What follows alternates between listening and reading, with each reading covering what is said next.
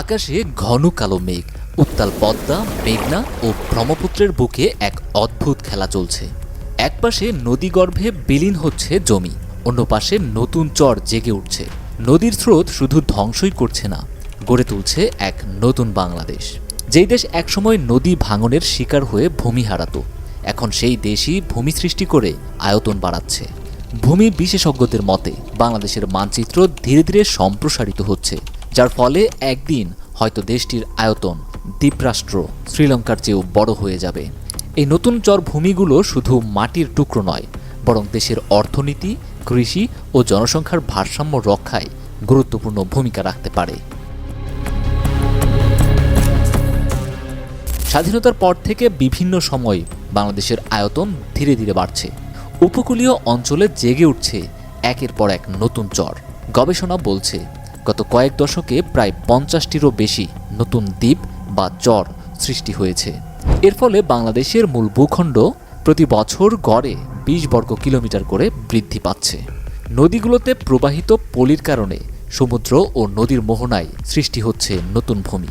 বাংলাদেশ পানি উন্নয়ন বোর্ড ও ভূমি মন্ত্রণালয়ের তথ্য অনুযায়ী ব্রহ্মপুত্র, মেঘনা ও পদ্মা নদী দিয়ে বছরে প্রায় 100 কোটি টন পলি বঙ্গোপসাগরে পড়ে, যা ক্রমশ জমা হয়ে নতুন নতুন চর গঠনের কারণ হয়ে দাঁড়িয়েছে।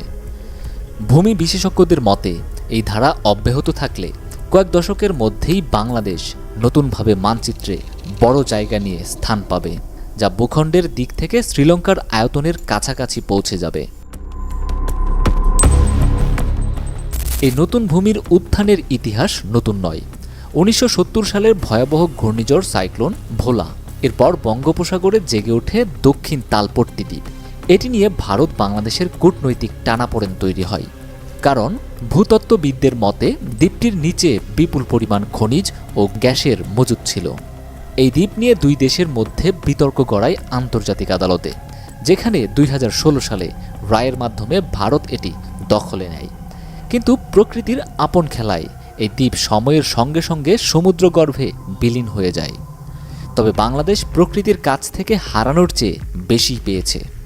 তালপট্টি হারালেও চর কুকরিমুকরি, ওসমান চর, কামাল চর ও গাঙ্গুয়ালির মতো নতুন চর সৃষ্টি হয়েছে, যা এখন বাংলাদেশের মানচিত্রকে ক্রমেই বিস্তৃত করছে।